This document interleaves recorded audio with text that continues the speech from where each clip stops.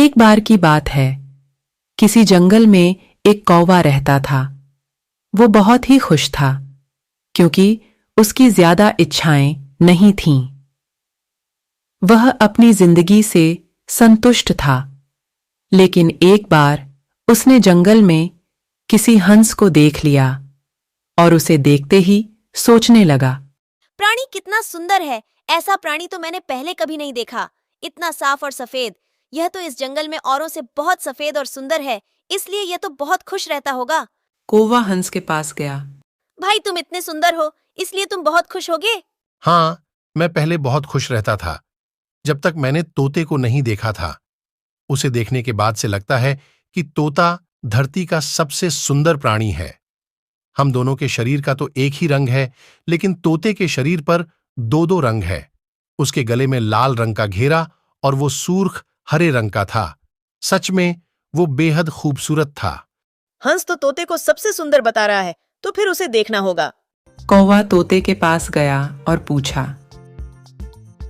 भाई, तुम दो दो रंग पाकर बर्थडे खुश होगे। हाँ, मैं तब तक खुश था जब तक मैंने मोर को नहीं देखा था। मेरे पास तो दो ही रंग हैं, लेकिन मोर के शरीर पर तो कई तरह के रंग हैं। ये तो मैं पता करके ही रहूंगा, इसलिए अब मोर से मिलना ही पड़ेगा।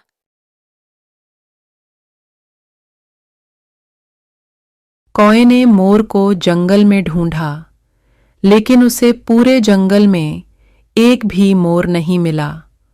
और मोर को ढूंढते ढूंढते वह चिड़ियाघर में पहुंच गया तो देखा मोर को देखने बहुत से लोग आए हुए हैं और उसके आसपास अच्छी खासी भीड़ है।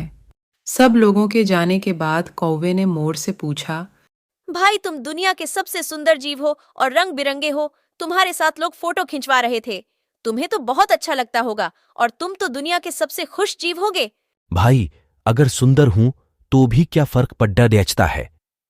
मुझे लोग इस चिड़ियाघर में कैद करके रखते हैं, लेकिन तुम्हें तो कोई चिड़ियाघर में कैद करके नहीं रखता और तुम जहां चाहो अपनी मर्जी से घूम फिर सकते हो।